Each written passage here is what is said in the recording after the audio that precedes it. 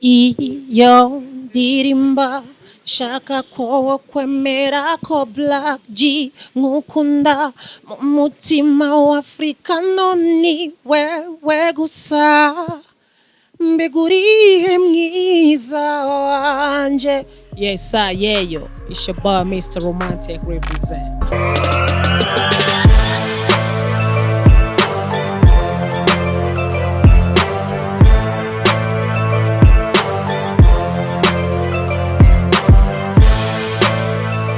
Yule kijana hajafanya kosa.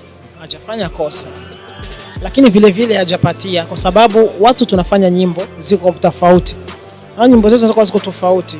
Unaweza kufanya nyimbo lakini si dancehall, sio nyimbo ya DJ kupiga club. Umeona?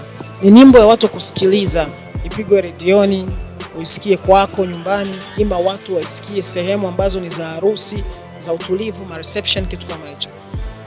Na kuna nyimbo ambazo ziko yani zipo zinaelekea club, kupigwa club. Ni nyimbo za kuchezeka club na watu wanataka kucheza. Slow, ma dance hall, manini, kitu kama hicho.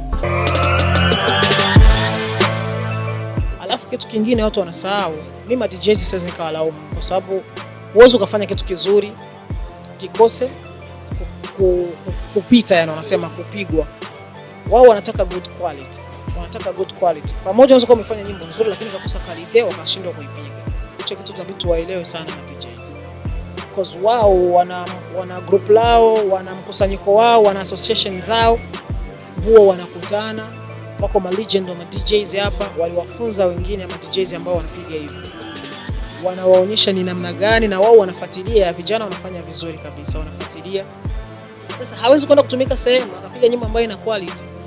Inakuwa inamfanya yeye ionekane hajui choice kitu.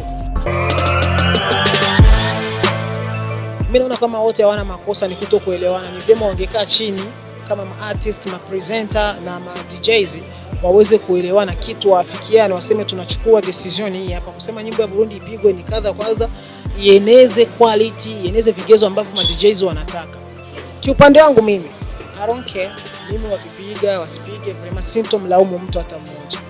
Siwezi kumlaumu mtu hata mmoja, kwa kila mtu anafanya anachokitaka yeye.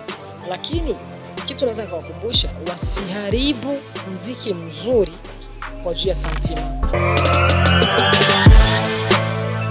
Kama uko presenter mwenye unajua unaweza kupiga muziki wa nyumbani vizuri, unabidi uchukue muziki ambao uko na good quality na uko una mwimbaji mzuri kaimba vizuri. So uchukue kitu kwa sababu afanga 10,000, 20,000 upige, alafu uache mtu ambaye alifanya kitu ambacho kesho kinaweza ikasaidia inchi nzima. Unakuwa unaangusha inchi, hauangushi ule msanii.